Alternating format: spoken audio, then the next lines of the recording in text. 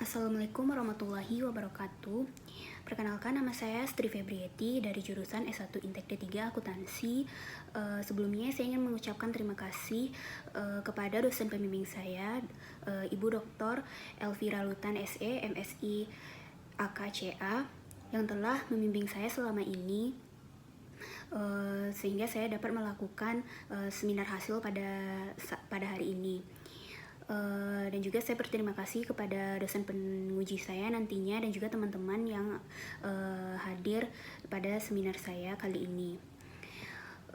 Baiklah, judul dari penelitian saya yaitu adalah pengaruh modal intelektual, pengungkapan modal intelektual dan modal kerja terhadap kinerja keuangan pada perusahaan sektor perdagangan, jasa, dan investasi yang terdaftar di Bursa Efek Indonesia periode 2017 hingga 2019. Baiklah, kita masuk ke pembahasan yang akan dibahas pada penelitian saya, yaitu bab 1 yaitu pendahuluan, yang kedua bab 2 tinjauan pustaka, bab 3 metode penelitian, bab 4 pembahasan, dan bab 5 yaitu kesimpulan dan saran. Saya akan masuk ke dalam bab 1 yaitu pendahuluan. Yang pertama itu adalah latar belakang.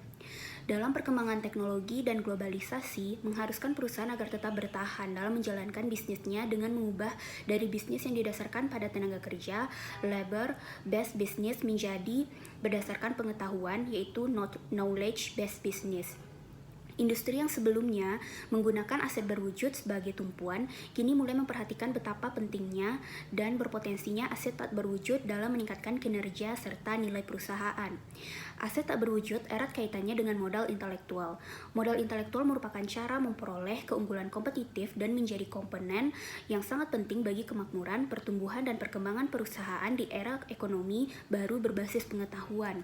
Selanjutnya itu modal kerja adalah investasi yang ditanamkan dalam aktiva lancar atau aktiva jangka pendek seperti kas, bank, surat-surat berharga, piutang, persediaan, dan aktiva lancar lainnya.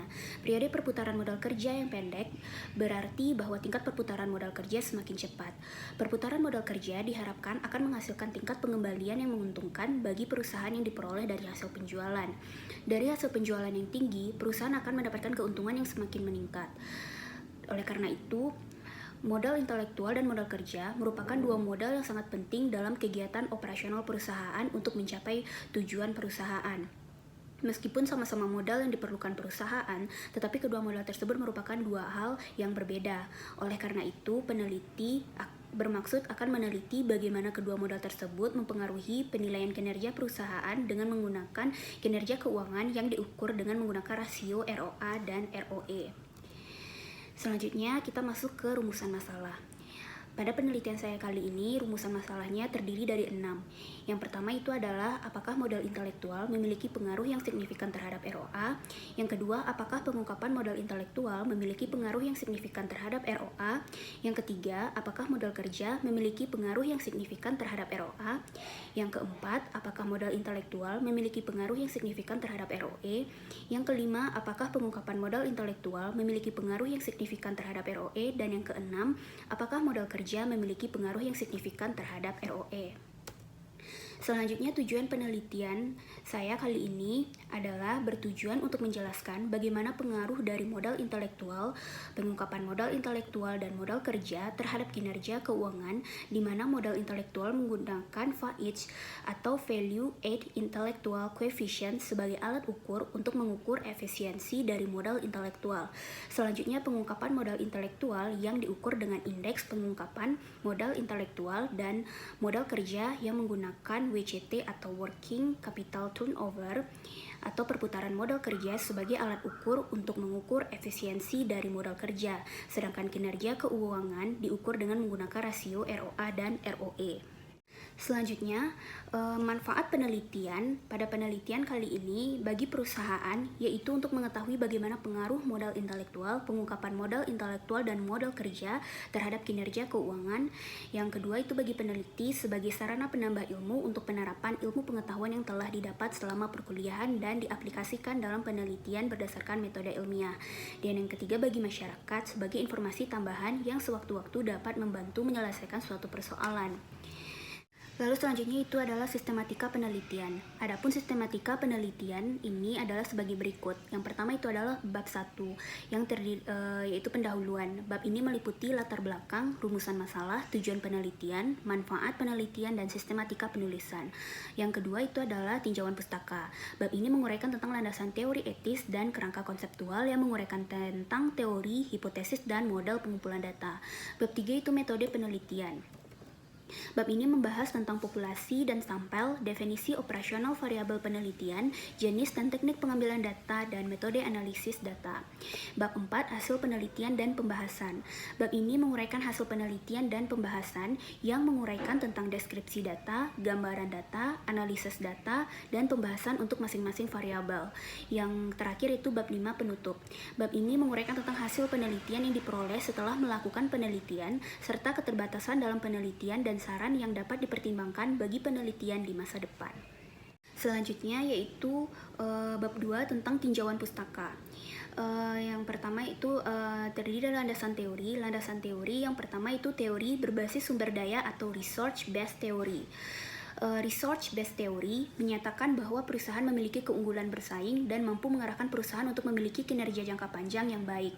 Research yang berharga dan langka dapat diarahkan untuk menciptakan keunggulan bersaing, sehingga research yang dimiliki mampu bertahan lama dan tidak mudah ditiru, ditransfer atau digantikan.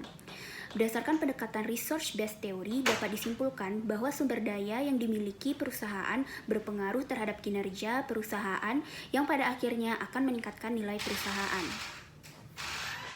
Selanjutnya, teori pemangku kepentingan atau stakeholder theory.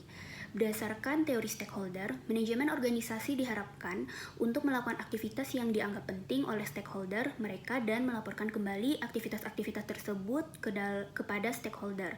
Tujuan utama dari teori stakeholder adalah untuk membantu manajer korporasi mengerti lingkungan stakeholder mereka dan melakukan pengelolaan dan lebih efektif di antara keberadaan hubungan-hubungan di lingkungan perusahaan mereka. Namun demikian, tujuan yang lebih luas dari teori stakeholder adalah untuk menolong manajer korporasi dalam meningkatkan nilai dari dampak aktivitas-aktivitas mereka dan meminimalkan kerugian-kerugian bagi para stakeholder. Pada kenyataannya, inti keseluruhan teori stakeholder terletak pada apa yang akan terjadi ketika korporasi stakeholder menjalankan hubungan mereka. Dalam konteks ini, para stakeholder memiliki kewenangan untuk mempengaruhi manajemen dalam proses pemanfaatan seluruh potensi yang dimiliki oleh organisasi, karena hanya dengan pengelolaan yang baik dan maksimal atas seluruh potensi inilah organisasi akan dapat menciptakan value add untuk kemudian mendorong kinerja keuangan dan nilai perusahaan yang merupakan orientasi para stakeholder dalam mengintervensi manajemen. Selanjutnya, teori persinyalan atau signaling theory. Teori persinyalan berkaitan dengan bagaimana mengatasi masalah yang timbul dari asimetri informasi dalam pengaturan sosial. Hal ini menunjukkan bahwa asimetri informasi dapat dikurangi jika pihak yang informasi dapat mengirim sinyal kepada pihak terkait. Menurut Ulum, tahun 2017 menyatakan bahwa laporan tahunan hendaknya memuat informasi yang relevan dan mengungkapkan informasi yang dianggap penting untuk diketahui oleh pengguna laporan baik pihak dalam maupun pihak luar. Semua investor memerlukan informasi untuk mengevaluasi risiko relatif setiap perusahaan, sehingga dapat melakukan diversifikasi portofolio dan kombinasi investasi dengan preferensi risiko yang diinginkan. Jika suatu perusahaan ingin sahamnya dibeli oleh investor, maka perusahaan harus melakukan pengungkapan laporan keuangan secara terbuka dan transparan. Selanjutnya, teori legitimasi atau legitimacy teori.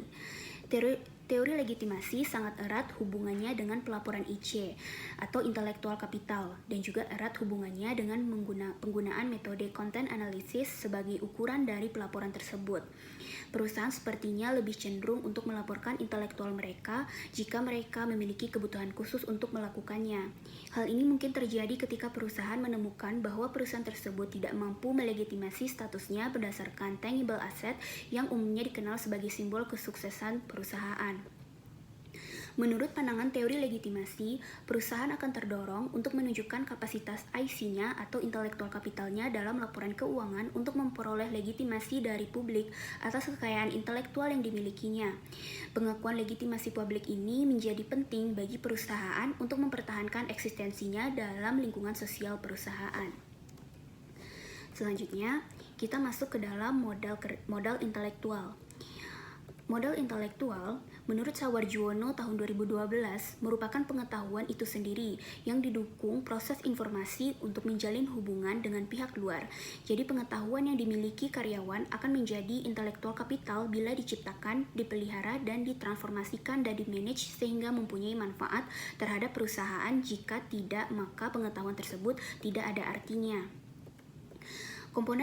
Komponen modal intelektual terdiri dari 3 komponen. Yang pertama itu adalah human capital yang mencerminkan kemampuan kolektif perusahaan untuk menghasilkan solusi terbaik berdasarkan pengetahuan yang dimiliki oleh orang-orang yang ada dalam perusahaan tersebut. Yang kedua itu adalah structural capital yang merupakan kemampuan organisasi atau perusahaan dalam memenuhi proses rutinitas perusahaan dan strukturnya yang mendukung usaha karyawan untuk menghasilkan kinerja intelektual yang optimal serta kinerja bisnis secara keseluruhan, misalnya sistem operasional perusahaan, proses manufacturing, budaya organisasi, filosofi manajemen, dan semua bentuk intellectual property yang dimiliki perusahaan. Yang ketiga itu adalah relational capital atau customer capital. Merupakan hubungan yang harmonis yang dimiliki oleh perusahaan dengan para mitranya, baik yang berasal dari para pemasok yang andal dan berkualitas, berasal dari hubungan perusahaan dengan pemerintah maupun dengan masyarakat sekitar. Selanjutnya, kita masuk ke dalam pengungkapan modal intelektual Indonesia. Pengungkapan modal intelektual Indonesia adalah jumlah pengungkapan informasi tentang modal intelektual yang disajikan dalam laporan tahunan perusahaan. Pengungkapan modal intelektual Indonesia adalah hasil modifikasi skema yang dibangun oleh Guthrie et al. Pada tahun 1999 yang merupakan pengembangan dari definisi intelektual kapital yang ditawarkan oleh Sveiby tahun 1997 yang juga digunakan oleh Brennan tahun 2001. Modifikasi dilakukan dengan menambahkan beberapa item yang diatur dalam keputusan Ketua Bapepam dan LK nomor Cap 431 BL 2012 tentang penyampaian laporan tahunan emiten atau perusahaan publik. Dalam skema ini, intelektual kapital dikelompokkan dalam 3 kategori yang terdiri dari 36 item, yaitu 3 kategori. 36 item yang dimaksud adalah sebagai berikut. Kategori human capital yang terdiri dari 8 item, struktural capital yang terdiri dari 15 item, dan relational capital yang terdiri dari 13 item. 15 diantaranya adalah item modifikasi. Selanjutnya, kita masuk ke dalam modal kerja. Menurut Haidar tahun 2019, perusahaan membutuhkan modal kerja sebagai dana yang digunakan untuk dapat melakukan kegiatan operasional perusahaan dengan produktif, melakukan investasi, ataupun untuk membayar hutang tidak lancar perusahaan. Sedangkan menurut Kasmir tahun 2017 berpendapat bahwa modal kerja adalah investasi yang ditanamkan dalam aktiva lancar atau aktiva jangka pendek seperti kas, bank, surat-surat berharga, piutang, persediaan, dan aktiva lancar lainnya. Selanjutnya, faktor-faktor yang mempengaruhi jumlah modal kerja yang diperlukan, yang itu terdiri dari sifat umum atau tipe perusahaan, waktu yang diperlukan untuk memproduksi dan ongkos produksi per unit atau harga beli per unit barang itu, syarat pembelian dan penjualan, lalu tingkat perputaran persediaan, tingkat perputaran piutang, dan derajat resiko kemungkinan harga jual aktiva jangka pendek. Yang terakhir itu adalah pengaruh musim.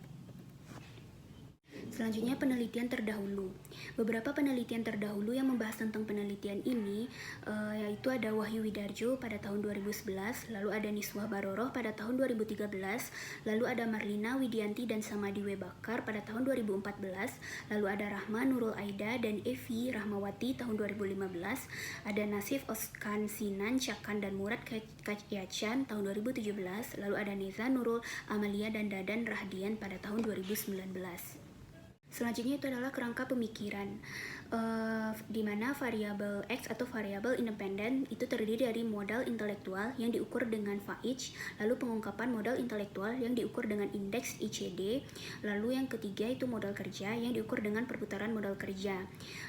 Sedangkan variabel Y-nya atau variabel dependennya itu kinerja keuangan yang diukur dengan menggunakan dua rasio kinerja keuangan, yaitu ROA dan ROE. Lalu hipotesis penelitian yang diambil yaitu di mana hipotesis pertama, modal intelektual memiliki pengaruh signifikan terhadap ROA. Hipotesis yang kedua, pengungkapan modal intelektual memiliki pengaruh signifikan terhadap ROA. Lalu hipotesis yang ketiga, modal kerja memiliki pengaruh signifikan terhadap ROA. Hipotesis yang keempat, modal intelektual memiliki pengaruh signifikan terhadap ROE. Hipotesis kelima, pengungkapan modal intelektual memiliki pengaruh signifikan terhadap ROE. Dan hipotesis yang keenam, modal kerja memiliki pengaruh signifikan terhadap ROE. Selanjutnya kita masuk ke dalam bab 3 yaitu metode penelitian.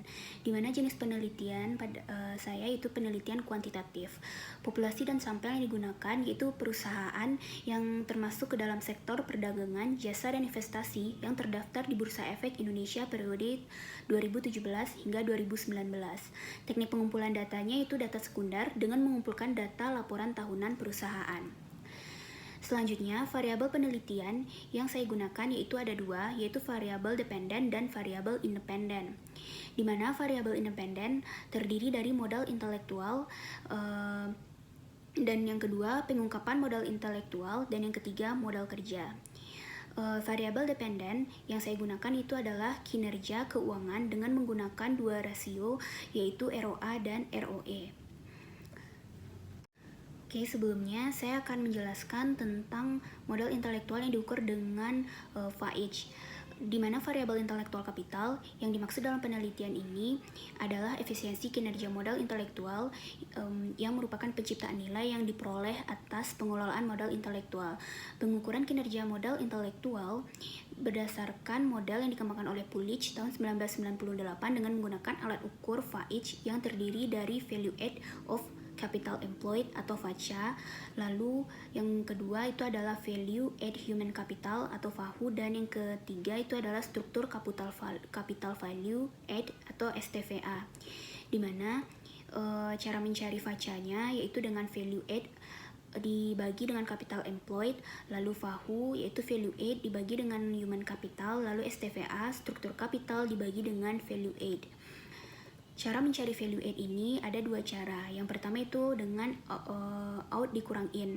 Out itu adalah revenue, sedangkan in adalah cost. Atau dengan menggunakan cara yang kedua yaitu VA sama dengan OP ditambah EC ditambah D ditambah A, di mana OP itu adalah operasi profit, EC adalah beban karyawan, D itu adalah depresiasi, dan A adalah amortisasi. Selanjutnya, untuk mencari capital employed itu merupakan jumlah ekuitas, sedangkan human capital itu adalah beban karyawan. Lalu selanjutnya struktur kapital itu adalah value add dikurang dengan human capital. Lalu untuk hasil terakhir yaitu VAIC dijumlahkan hasil VACA, VAHU, dan STVA. Selanjutnya saya akan menjelaskan tentang variabel independen yang kedua, itu adalah pengungkapan modal intelektual yang diukur dengan menggunakan indeks pengungkapan modal intelektual. Dalam ULUM 2015, proses identifikasi pengungkapan modal intelektual dilakukan dengan 4 cara sistem kode numerik yang sebelumnya dikembangkan oleh Guthrie et al. Tahun 1999. Metode ini tidak hanya mengidentifikasi luas pengungkapan intelektual kapital sebagai aspek kuantitas, namun juga kualitas pengungkapannya. Pengungkapan informasi intelektual kapital dalam laporan tahunan diberi bobot sesuai dengan proyeksinya. Kode numerik yang digunakan adalah sebagai berikut. Diberi nilai 0 jika item yang tidak diungkapkan dalam laporan tahunan. Yang selanjutnya itu diberi nilai 1, item diungkapkan dalam bentuk narasi. Diberi nilai 2, item diungkapkan dalam bentuk numerik. Diberi nilai 3, item diungkapkan dengan nilai moneter. Indeks pengungkapan modal intelektual dihitung sebagai berikut, yaitu indeks pengungkapan modal intelektual ini yang mana yang diungkapkan, dijumlahkan, lalu dibagi dengan jumlah skor item yang diungkapkan dalam laporan tahunan. Yang biasanya jumlah skor maksimalnya yaitu 64. Lalu selanjutnya itu modal kerja atau perputaran modal kerja yang merupakan variabel independen yang ketiga. Variabel modal kerja menggunakan alat ukur yaitu perputaran modal kerja untuk mengukur tingkat efisiensi modal kerja dari perusahaan yang bersangkutan dengan menggunakan rumus yaitu penjualan dibagi aktiva lancar dikurang hutang lancar.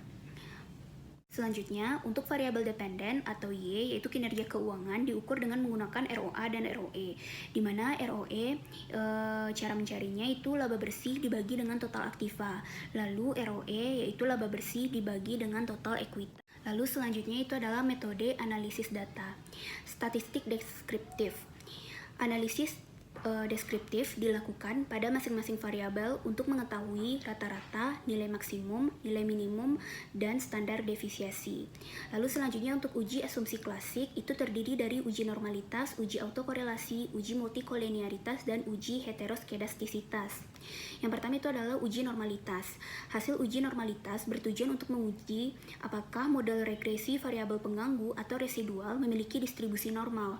Dalam penelitian ini, uji normalitas data dilakukan dengan melakukan pengujian Kolmogorov-Simornov, di mana jika signifikansi di bawah 0,05 berarti data yang akan diuji mempunyai perbedaan yang signifikan dengan data normal baku, berarti data tersebut tidak normal. Lalu selanjutnya uji autokorelasi. Uji autokorelasi bertujuan untuk menguji apakah dalam model regresi linear ada korelasi antara kesalahan pengganggu pada periode sebelumnya. Pengujian keberadaan fenomena autokorelasi pada data yang dianalisis dapat dilakukan dengan menggunakan Durbin-Watson test. Adapun cara mendeteksinya adalah sebagai berikut, yaitu jika angka DW atau Durbin-Watsonnya di bawah min 2 berarti ada autokorelasi positif. Yang kedua, angka Durbin-Watson atau DW-nya itu di antara min 2 sampai plus 2 berarti tidak ada autokorelasi. Yang ketiga, jika angka Durbin-Watsonnya itu di atas plus 2 berarti ada autokorelasi. Yang selanjutnya itu adalah uji multikolinearitas. Uji multikolinearitas bertujuan untuk membuktikan atau menguji apakah dalam suatu model regresi ditemukan adanya korelasi antara variabel bebas, model regresi yang baik seharusnya tidak terjadi korelasi di antara variabel independen. Jika variabel independen saling berkorelasi, maka variabel-variabel ini tidak ortogonal. Nilai cutoff yang umum dipakai untuk menunjukkan adanya multikolinearitas adalah nilai tolerans, yaitu nilai toleransnya itu kecil sama dari 0,10 atau sama dengan nilai VIF besar sama 10. Jika nilai toleransnya lebih dari 10% atau VIF-nya kurang dari 10, maka dikatakan model regresi bebas dari segala multikolinearitas. Selanjutnya itu adalah uji heteroskedastisitas. Model regresi yang baik adalah yang homoskedastisitas atau tidak terjadi heteroskedastisitas. Untuk mendeteksi ada tidaknya heteroskedastisitas dilakukan dengan melihat ada tidaknya pola tertentu pada pola scatter plot atau antara Sreshit dan Zipret, di mana sumbu Y dan Y yang telah diprediksi dan sumbu X adalah residual yang telah di student site. Dasar pengambilan keputusan jika ada pola tertentu seperti titik-titik yang membentuk pola tertentu yang teratur, bergelombang, melebar, kemudian menyempit, maka diindikasikan telah terjadi heteroskedastisitas. Jika tidak ada pola yang jelas serta titik-titik yang menyebar di atas dan di bawah angka 0 pada sumbu Y, maka tidak terjadi heteroskedastisitas. Selanjutnya, uji statistik.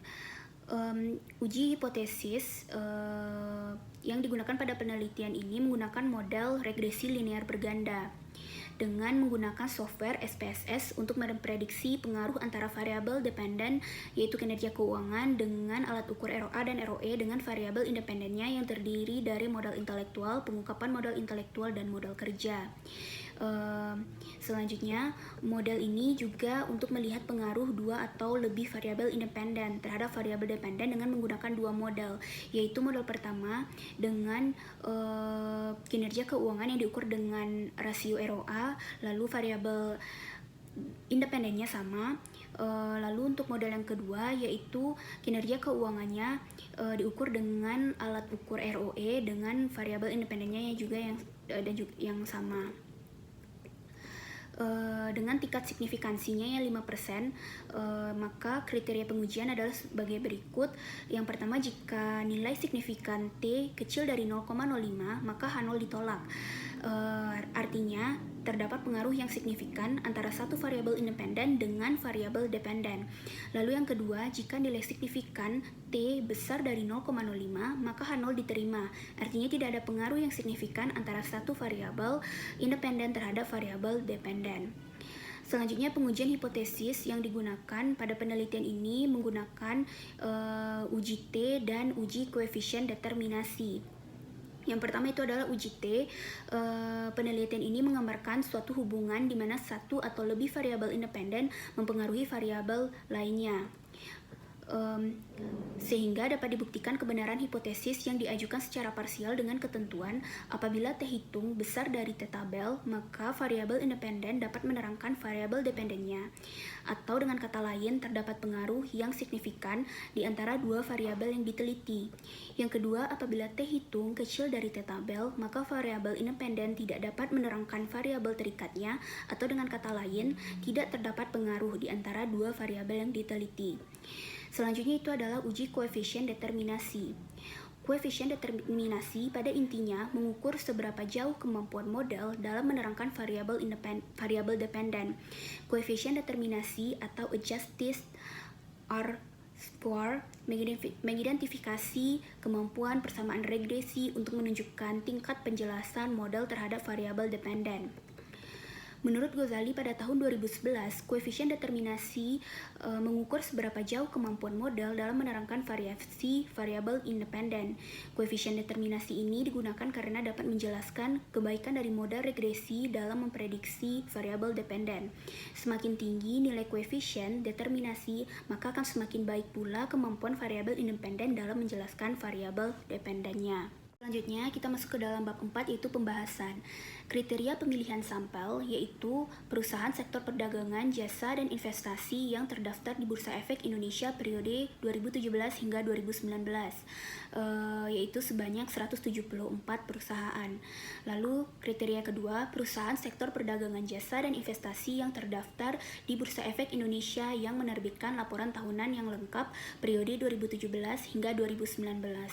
Lalu yang ketiga itu adalah perusahaan sektor perdagangan, jasa, dan investasi yang terdaftar di Bursa Efek Indonesia yang menyajikan laporan keuangan dalam mata uang rupiah. Perusahaan yang memenuhi kriteria pengambilan sampel dalam penelitian ini yaitu sebanyak 106 perusahaan yang terdaftar di Bursa Efek Indonesia sektor perdagangan, jasa, dan investasi periode 2017 hingga 2019 yang diperoleh melalui situs www.idx.co.id atau melalui situs web resmi perusahaan. Sehingga dalam penelitian ini diperoleh data sebanyak 318 data. Selanjutnya kita masuk ke hasil uji statistik deskriptif.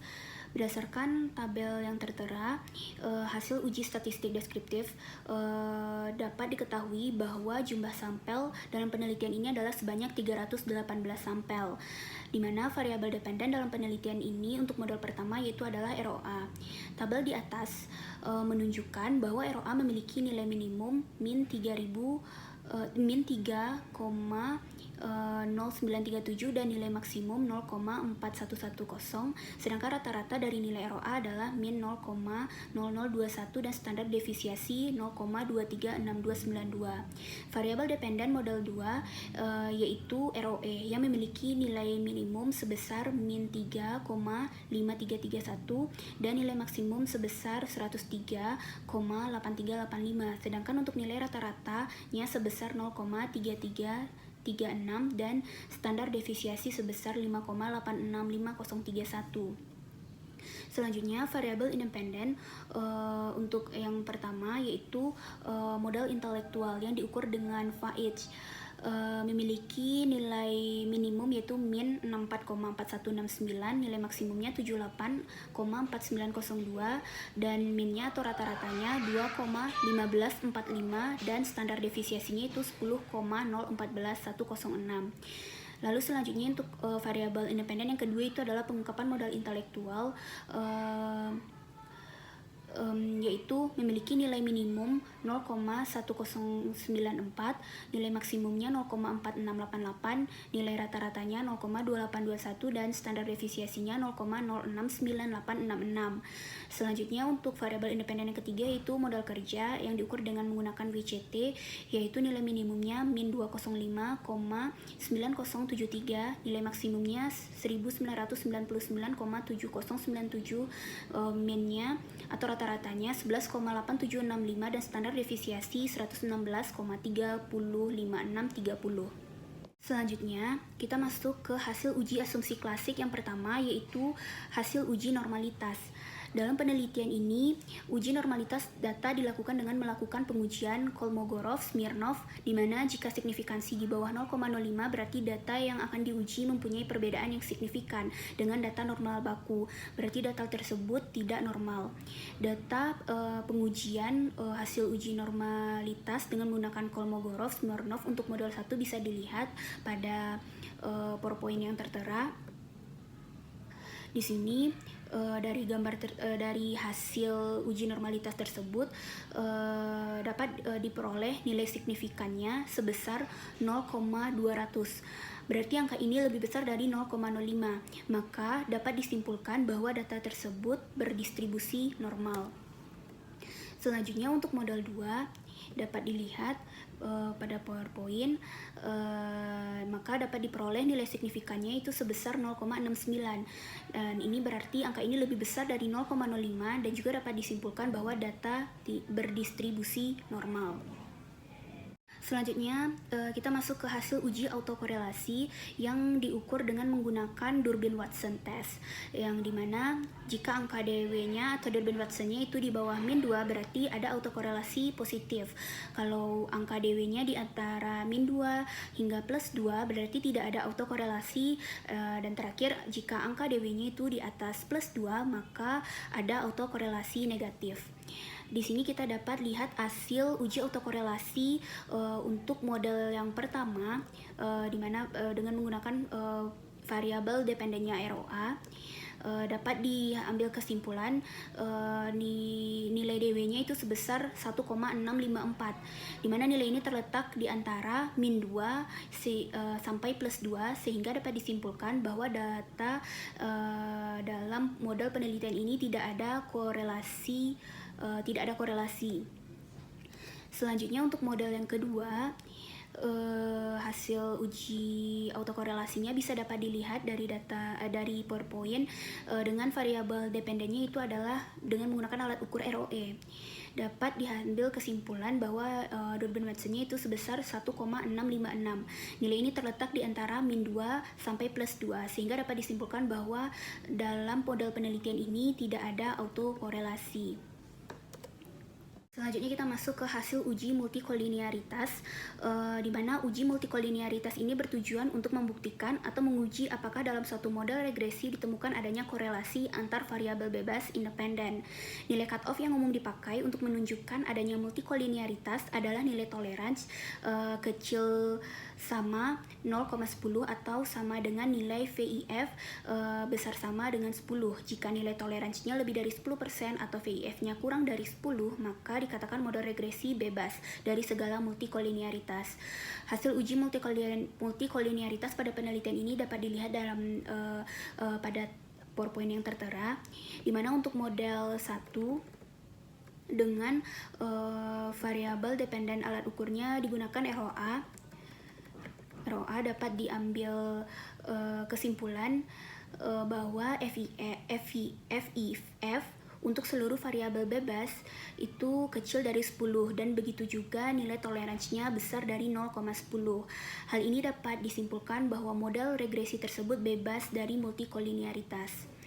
Selanjutnya untuk model yang kedua, yaitu dapat diambil kesimpulan nilai VIF-nya untuk seluruh variabel bebas kecil dari 10, dan begitu juga nilai toleransinya yang besar dari 0,10.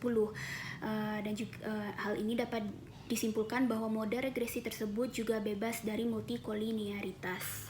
Selanjutnya kita masuk ke hasil uji heteroskedastisitas, di mana model regresi yang baik adalah yang homoskedastisitas atau yang tidak heteroskedastisitas. Jadi dari penelitian ini hasil uji heteroskedastisitasnya dapat dilihat dari PowerPoint yang tertera.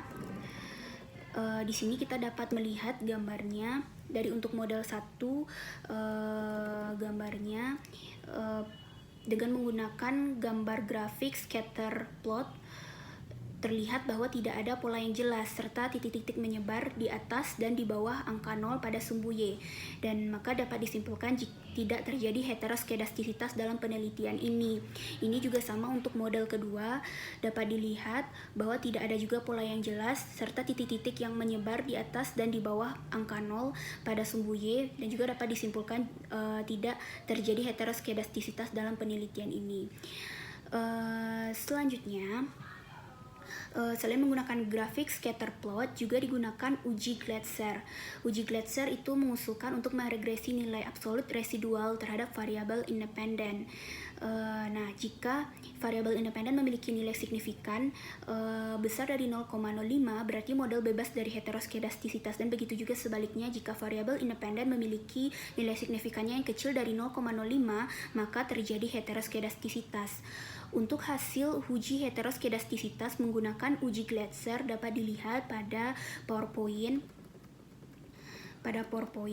Untuk model 1 dengan menggunakan alat ukur ROA untuk variabel dependen, di mana hasil uji heteroskedastisitas dengan menggunakan uji Glatzer menunjukkan bahwa tidak adanya heteroskedastisitas antara variabel independen karena dapat dilihat dari nilai signifikansi masing-masing variabel memiliki nilai signifikan yang besar dari 0,05.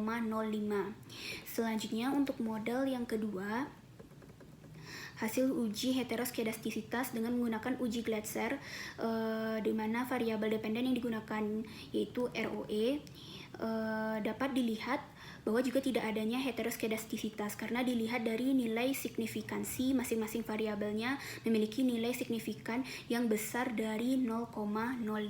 Selanjutnya kita masuk ke hasil analisis regresi linear berganda.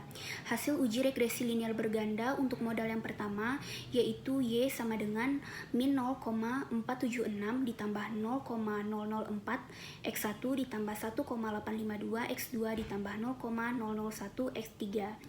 Persamaan ini dapat didapat dari hasil tabel yang di bawah,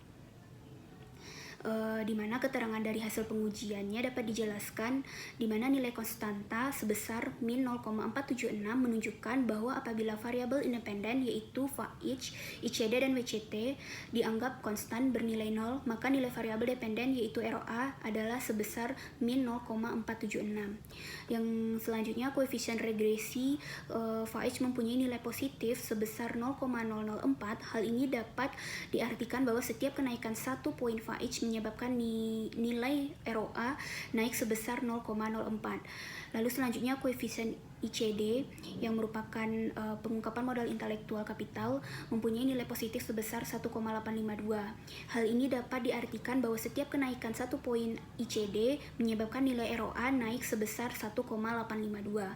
Selanjutnya untuk WCT yang merupakan alat ukur dari variabel working capital atau modal kerja mempunyai nilai positif sebesar 0,001. Hal ini dapat diartikan bahwa setiap kenaikan 1 poin WCT menyebabkan nilai ROA naik sebesar 0,001. Selanjutnya kita masuk untuk uji hipotesis untuk analisis regresi linear berganda untuk model 1. Yang pertama itu hasil uji T-nya, dimana dengan membandingkan antara nilai T hitung dengan T tabel. Jika T hitung besar dari T tabel, maka variabel independen dapat menerangkan variabel dependennya. Atau dengan kata lain, terdapat pengaruh signifikan di antara dua variabel yang diteliti. Selanjutnya, jika T hitungnya kecil dari T tabel, maka variabel independen tidak dapat menerangkan variabel terikatnya, atau dengan kata lain tidak terdapat pengaruh di antara dua variabel yang diteliti. Jadi, yang pertama dicari T tabelnya dengan menggunakan rumus N dikurang K dikurang 1 dibagi alfa dibagi 2, di mana nilai N-nya itu 318, dikurang K itu 3, dan dikurang 1 dibagi alfanya 0,05 dibagi 314. dengan hasilnya itu 1,967. Berdasarkan hasil analisis regresi linear berganda tadi, dapat dijelaskan masing-masing uji hipotesis sebagai berikut. Yang pertama itu adalah pengaruh modal intelektual yang diukur dengan menggunakan FAIC terhadap ROA, di mana hasil regresi linear berganda pengaruh modal intelektual dengan menggunakan alat ukur FAIC terhadap ROA memberikan nilai T hitung sebesar 3,550. Nilai ini lebih besar dari T tabel sebesar 1,967 dengan nilai p-value-nya 0 yang kecil dari 0,05, sehingga dapat diambil kesimpulan H0 ditolak dan H1 diterima, artinya variabel modal intelektual dengan menggunakan alat ukur FAIC berpengaruh signifikan terhadap ROA. Selanjutnya, pengaruh pengungkapan modal intelektual yang diukur dengan pengukuran indeks pengungkapan intelektual kapital terhadap ROA. Hasilnya yaitu dapat dilihat T hitungnya 13,518.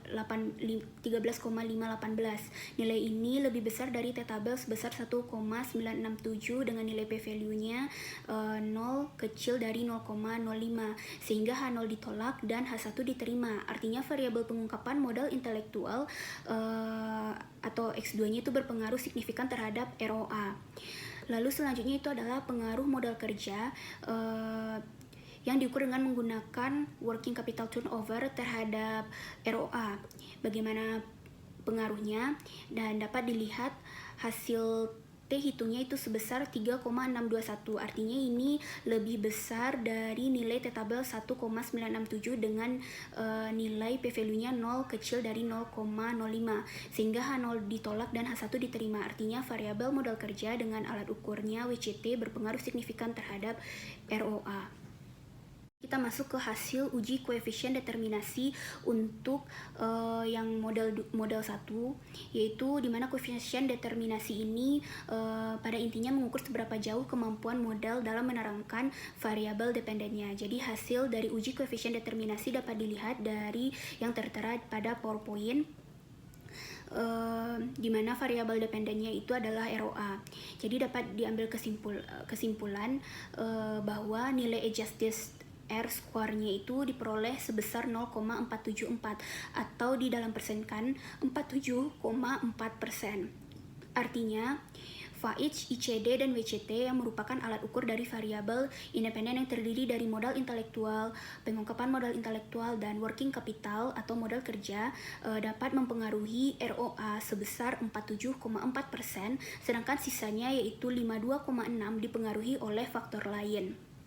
Selanjutnya, kita masuk ke hasil uji regresi linear berganda untuk model 2 dengan variabel dependennya itu ROE, di mana dapat dilihat hasilnya dari tabel yang tertera di PowerPoint, di mana didapat persamaan Y sama dengan min 0,486 ditambah 0,013 X1 ditambah 1,589 X2 ditambah 0,001 X3, di mana dapat diambil kesimpulan bahwa nilai konstanta sebesar min 0,486 menunjukkan bahwa apabila variabel independen yaitu FAIC, ICD, dan WCT merupakan alat ukur dari modal intelektual, pengungkapan modal intelektual dan modal kerja dianggap konstan atau bernilai 0, maka nilai variabel dependen yaitu ROE adalah sebesar min 0,486. Lalu selanjutnya koefisien regresi FAIC X1 yang merupakan alat ukur dari intelektual kapital mempunyai nilai positif sebesar 0,013. Hal ini dapat diartikan bahwa setiap kenaikan 1 poin FAIC menyebabkan nilai ROE naik sebesar 0,013. Selanjutnya untuk uji koefisien regresi ICD atau yang merupakan alat ukur dari pengungkapan modal intelektual itu mempunyai nilai positif sebesar 1,989. Hal ini dapat diartikan bahwa setiap kenaikan 1 poin ICD menyebabkan nilai ROE naik sebesar 1,989. Lalu selanjutnya untuk koefisien regresi WCT atau X3 mempunyai nilai positif sebesar 0,001. Hal ini dapat diartikan bahwa setiap kenaikan 1 poin WCT menyebabkan nilai ROE naik sebesar 0,001. Selanjutnya kita masuk ke hasil uji T, di mana hasil T-tabelnya dapat dilihat perhitungan yang tertera di PowerPoint, di mana hasil T-tabelnya itu sebesar 1,967. Maka kita dapat mengambil kesimpulan dari hasil uji T yang dilakukan pada analisis regresi linear berganda untuk model 2, di mana untuk pengaruh modal intelektual atau dengan menggunakan alat ukur Faiz terhadap ROE, di mana memberikan nilai T hitung sebesar 8,820. Nilai ini lebih besar dari T tabel yang sebesar 1,967 dengan nilai p-value-nya 0 kecil dari 0,05, sehingga H0 ditolak dan H1 diterima. Artinya variabel modal intelektual yang diukur dengan Faiz berpengaruh signifikan terhadap ROE. Selanjutnya, untuk hipotesis selanjutnya itu adalah pengaruh pengungkapan modal intelektual terhadap ROE. Hasil regresi linear berganda pengaruh pengungkapan modal intelektual memberikan nilai T hitung sebesar 10,645. Nilai ini lebih besar dari T tabel sebesar 1,967 dengan nilai p-value 0 kecil 0,05, sehingga H0 ditolak dan H1 diterima. Artinya variabel pengungkapan modal intelektual atau ICD berpengaruh signifikan terhadap ROE. Selanjutnya, pengaruh modal kerja atau WCT terhadap ROE, di mana hasil regresi linear berganda pengaruh modal kerja yang diukur dengan menggunakan WCT terhadap ROE memberikan nilai T hitung sebesar 3,592. Nilai ini lebih besar dari T tabel sebesar 1,967 dengan nilai p-value 0 kecil dari 0,05, sehingga H0 ditolak dan H1 diterima. Artinya variabel modal kerja berpengaruh signifikan terhadap ROE. Selanjutnya kita masuk ke hasil uji koefisien determinasi untuk hasil analisis regresi linear berganda untuk model 2 dengan menggunakan variabel dependennya ROE. Dapat dilihat hasil uji koefisien determinasinya pada PowerPoint yang tertera, di mana dapat diketahui bahwa nilai adjusted R square yang diperoleh sebesar 0,468 atau 46,8%. Artinya Faiz, ICD, dan WCT yang merupakan alat ukur yang digunakan untuk mengukur variabel dependen yang terdiri dari modal intelektual, pengungkapan modal intelektual, dan modal kerja dapat mempengaruhi ROE sebesar 46,8%, sedangkan sisanya 53,2% dipengaruhi oleh faktor lain. Selanjutnya, ringkasan hasil penelitian. Untuk hipotesis yang pertama, pengaruh modal intelektual terhadap ROA. Modal intelektual berpengaruh signifikan terhadap ROA. Artinya, semakin tinggi modal intelektual, semakin meningkat ROA. Yang selanjutnya, itu hipotesis yang kedua, yaitu pengaruh pengungkapan modal intelektual terhadap ROA. Pengungkapan modal intelektual berpengaruh signifikan terhadap ROA. Semakin meningkat pengungkapan modal intelektual, semakin meningkat ROA. Selanjutnya, hipotesis yang ketiga, pengaruh modal kerja terhadap ROA. Variabel modal kerja yang diukur dengan WCT atau Working Capital Turnover berpengaruh signifikan terhadap ROA. Selanjutnya, untuk hipotesis yang keempat, pengaruh modal intelektual terhadap ROE, di mana modal intelektual yang diukur dengan Faiz berpengaruh signifikan terhadap ROE. Semakin tinggi modal intelektual, semakin meningkat ROE. Selanjutnya, untuk hipotesis yang kelima, pengaruh pengungkapan modal intelektual terhadap ROE. Variabel pengungkapan modal intelektual berpengaruh signifikan terhadap ROE. Untuk hipotesis yang terakhir, pengaruh modal kerja terhadap ROE. Modal kerja yang diukur dengan WCT berpengaruh signifikan terhadap ROE. Semakin tinggi modal kerja, maka semakin meningkat ROE. Selanjutnya, kita masuk ke bab 5, yaitu kesimpulan dan saran. Yang pertama itu adalah kesimpulan. Berdasarkan hasil temuan penelitian dan pengujian hipotesis yang diajukan sebelumnya, dapat disimpulkan bahwa yang pertama, modal intelektual yang diukur dengan Faiz berpengaruh signifikan terhadap ROA pada perusahaan sektor perdagangan jasa dan investasi yang terdaftar di Bursa Efek Indonesia periode 2017 hingga 2019. Artinya, modal intelektual mempengaruhi tinggi dan rendahnya ROA. Semakin tinggi modal intelektual, maka semakin meningkat ROA. Yang kedua, pengungkapan modal intelektual yang diukur dengan indeks pengungkapan modal intelektual berpengaruh signifikan terhadap ROA pada perusahaan sektor perdagangan, jasa, dan investasi yang terdaftar di Bursa Efek Indonesia periode 2017 hingga 2019. Artinya, pengungkapan modal intelektual mempengaruhi tinggi dan rendahnya ROA. Semakin tinggi pengungkapan modal intelektual, maka semakin meningkat ROA. Yang ketiga, modal kerja yang diukur dengan menggunakan perputaran modal kerja atau WCT berpengaruh signifikan terhadap ROA pada perusahaan sektor perdagangan, jasa, dan investasi yang terdaftar di Bursa Efek Indonesia periode 2017 hingga 2019. Artinya, modal kerja mempengaruhi tinggi dan rendahnya ROA. Semakin tinggi modal kerja, maka semakin meningkat ROA. Yang keempat, modal intelektual yang diukur dengan menggunakan FAIJ berpengaruh signifikan terhadap ROE pada perusahaan sektor perdagangan, jasa, dan investasi yang terdaftar di Bursa Efek Indonesia periode 2017 hingga 2019. Artinya, modal intelektual mempengaruhi tinggi dan rendahnya ROE. Semakin tinggi modal intelektual, maka semakin meningkat ROE. Yang kelima, pengungkapan modal intelektual yang diukur dengan menggunakan indeks pengungkapan modal intelektual berpengaruh signifikan terhadap ROE pada perusahaan sektor perdagangan, jasa, dan investasi yang terdaftar di Bursa Efek Indonesia periode 2017 hingga 2019. Dan yang terakhir, modal kerja yang diukur dengan menggunakan perputaran modal kerja atau WCT berpengaruh signifikan terhadap ROE pada perusahaan sektor perdagangan, jasa, dan investasi yang terdaftar di Bursa Efek Indonesia periode 2017 hingga 2019. Artinya, modal kerja mempengaruhi tinggi dan rendahnya ROE. Semakin tinggi modal kerja, maka semakin meningkat ROE. Keterbatasan penelitian. Pada penelitian ini, yang pertama, pemilihan objek penelitian yang melibatkan perusahaan sektor perdagangan, jasa, dan investasi yang terdaftar di Bursa Efek Indonesia periode 2017 hingga 2019 telah membatasi penelitian ini karena penelitian hanya melihat pengaruh modal intelektual, pengungkapan modal intelektual, dan modal kerja dari sisi perusahaan hanya pada sektor perdagangan, jasa, dan investasi saja. Yang kedua, pemilihan atas indikator rasio atas kinerja keuangan yang digunakan dalam penelitian ini hanya menggunakan ROA dan ROE saja, yang hanya berfokus terhadap pendapatan perusahaan dan laba perusahaan. Saran pada penelitian ini diharapkan penelitian selanjutnya sebaiknya tidak hanya menggunakan objek penelitian dari perusahaan sektor perdagangan, jasa, dan investasi saja, sehingga dapat mencakup perusahaan-perusahaan yang ada di Indonesia seperti sektor perbankan, sektor properti, bahkan sektor pertambangan yang membutuhkan pengelolaan modal intelektual yang baik.